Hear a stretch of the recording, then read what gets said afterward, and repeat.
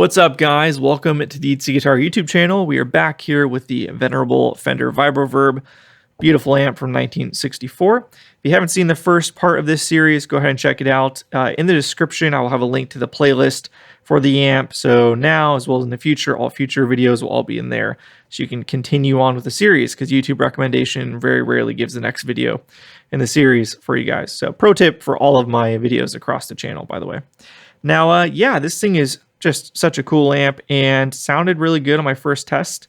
We discovered it had spray caps in the Doghouse, which I did not say in the first episode because I didn't know at the time when I was editing it, but I later looked up the date code and they dated to 2002. So well over 20 years old at this point. Definitely a good time to replace them while I have the amp. Owner agreed, so we're going to move forward with replacing those with some new F&Ts, which will be great. And then we've got all of these other electrolytics here, the cathode bypass caps and this bias cap over here.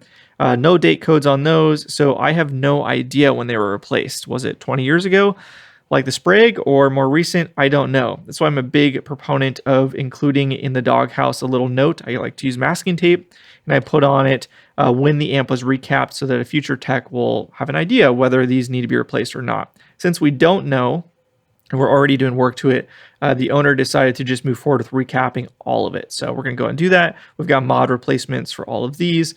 Like I said, F&T for those in the Doghouse. Yeah, that's the plan. Really excited to get going on this amplifier. You will notice that I've already swapped the bias resistor here. I was just trying to set the bias on it, playing around a little bit, and 15K was perfect. Almost always the correct value in my experience with AB763 amplifiers. The stock value, I think, was at 22K. I'm a big fan of these Vichet resistors as well. They're just super stable. So yeah, that's the plan. This video will replace at least all the electrolytics here, probably the Doghouse. And then just looking ahead, one future idea I had for this amp while we have it, because all of the plate resistors have already been swapped to these metal, we call this metal oxides, I think it'd be really interesting to compare these to carbon comps. So, you know, plate resistors, I've been kind of doing these little Mythbusters mini-series in various amp videos, repair videos. The most recent one was checking the coupling caps in the tone stack, replacing Astrons with Vichet and Jupiter. So if you want to check that out, go on my channel, and that was for the 6G4 Super. And yeah, so kind of continuing with that theme, it might be interesting to swap all of these with carbon comps to see if that makes a difference to the tone, having the metal oxides versus the carbon comps. I've heard and read online that people say these are a bit more, brittle, a bit more sterile sounding, yada, yada, all sorts of superlatives there. So I don't know, might be interesting. So that'll probably be in the next video in this series. But if you guys are interested in checking that, make sure you subscribe so you don't miss it. But let's just go ahead and move forward with the recap here. I'll kind of jump around. You guys have seen me do it a million times already. Pretty straightforward process. And yeah, should be good. This is a sweet amp, and I'm looking forward to getting it dialed in for the long haul. I don't show this in every single video just because it becomes pretty tedious. But we will check to make sure there's no voltage in the amp. This is a great spot on the Fender amps. This kind of jumper wire here. These are going to the output transformer. Up here is the same. There's lots of areas, but this is just kind of my go-to. And we can see there's no voltage in the amplifier, making sure that standby is in the off position, meaning it's basically in the play setup. And yep, there's no voltage in the amp, so we are safe. No concern there. We've already got the soldering iron heating up, so we can get going. So I'll probably just time-lapse through this for you guys, since it can be pretty monotonous just doing a cap install, and I've done it a bunch of times on the channel already. There's a replacement right there. We'll just kind of cruise through this, and maybe I'll just pop in when if I think something is necessary, but let's get through it.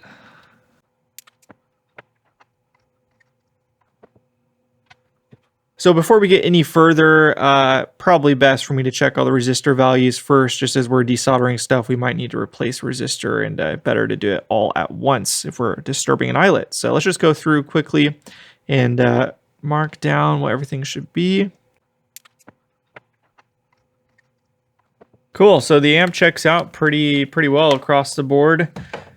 Basically every resistor was within acceptable range, at least to start off with. Obviously we'll see how it sounds once we're all done here and make sure none of the resistors are noisy or anything. But when we did the initial play test, it was all fine. So, yep, just replacing the caps. There's a few resistors that you can't measure in circuit, so we'll lift those up as we go along. But, yep, looks good. So we can continue on installing the cathode bypass caps.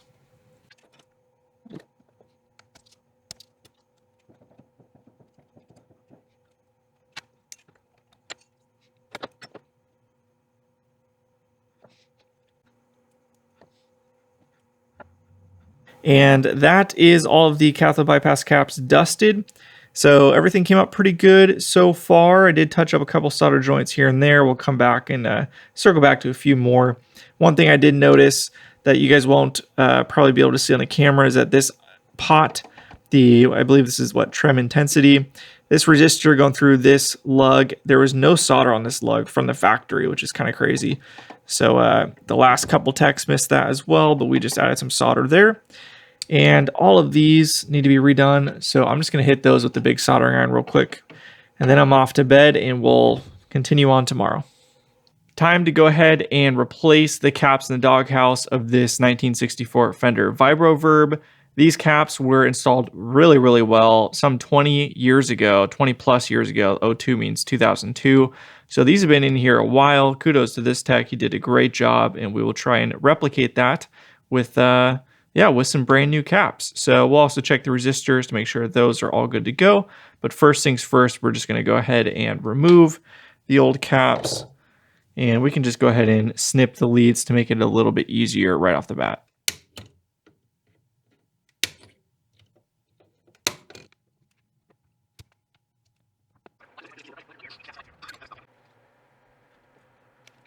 Perfect. So all the resistors checked out fine. We've removed most of the solder you can see here. So we'll go ahead and vacuum this crap up, remove the board, make sure the underside is all good to go, and then install the caps.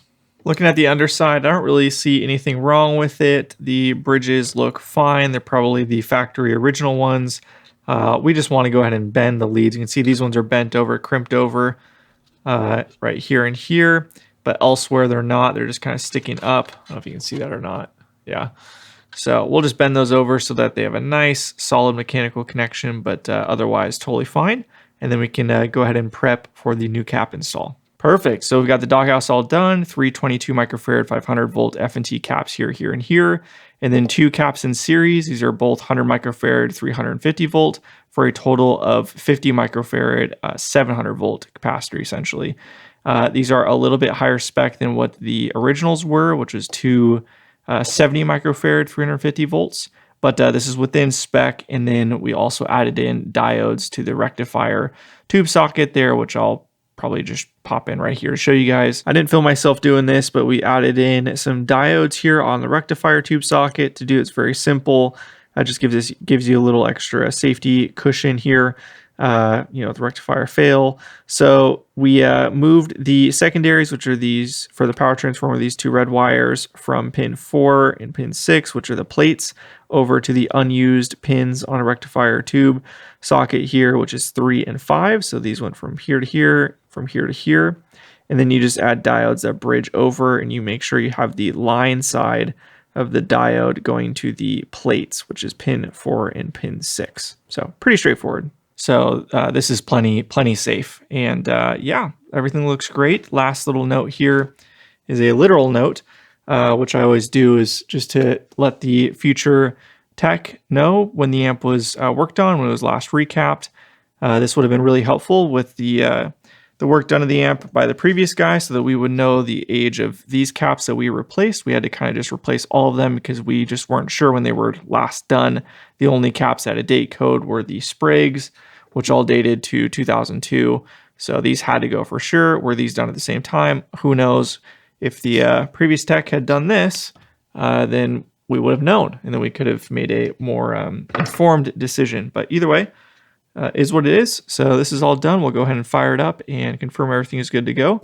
But I don't anticipate any problems. Oh, and if you're wondering about this teeny little mark right here, I did not do that. That's how the cap came from Tubes and More. So don't blame me.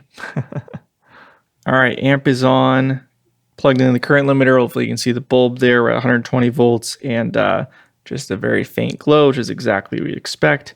So everything looks good to go, and we can go ahead and end here tonight and pick it up tomorrow. All right, so we're at 120 volts from the wall using the Variac, and I've got the Rob Robinette tube bias calculator up here. We've got 6L6GC selected, which is a 30-watt tube. So now I believe we'll just flick this on. Here we got our plate voltage. So this is for tube A. Let's see what it is on tube B. 424, 426. Can you see that? Yes, you can. So those are looking good so far. So we'll go ahead and put in the higher of the two, 426, for plate to cathode voltage. And then we're going to scroll down here to tube dissipation using plate current. So now let's check the plate current. We'll just flip that down, and we're at 45.2. So this is perfect. So biased exactly right about 65%. Let's see what the other one is at. So this is 45, 44.6. So this is a very well matched pair of 6L6s from JJ. Awesome. So there you go. This will be really handy. I'm excited to have this just be so much easier being able to go back and forth and check both sockets at the same time. So if you see one of these on, sometimes they pop up on eBay or Reverb, it's a good buy. I think, especially if, especially if you are doing a lot of this stuff and you've got amps potentially that have 4 tube sockets. This is going to be invaluable for stuff like that.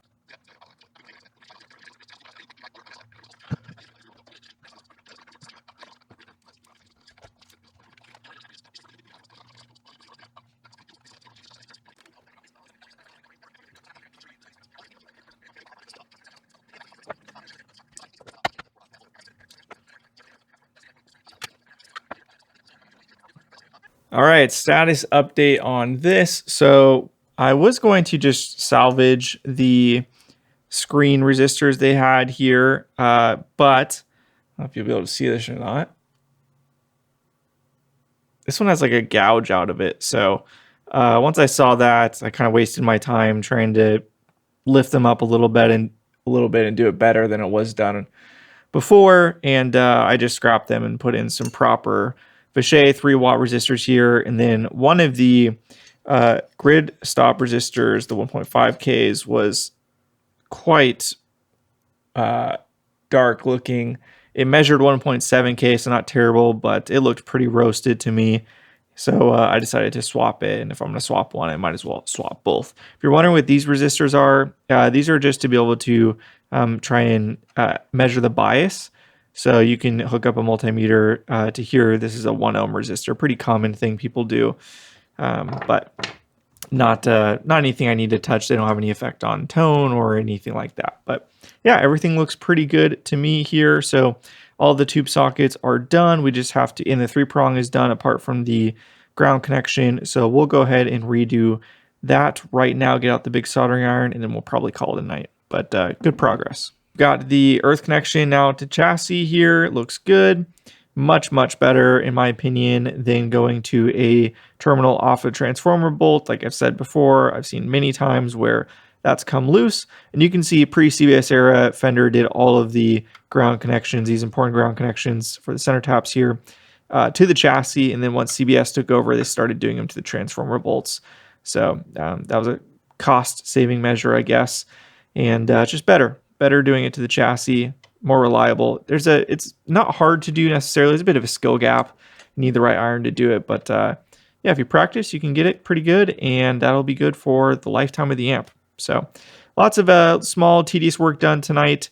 We'll pick up with the rest of the amp tomorrow. You won't probably even be able to tell most of the stuff I did, but little things like getting the 3-prong, the hot and neutral shorter, making those connections better, redoing some of this crap, redoing the screen and grid stop resistors here. Lots of little stuff, but making good progress and should have this done in the next couple days.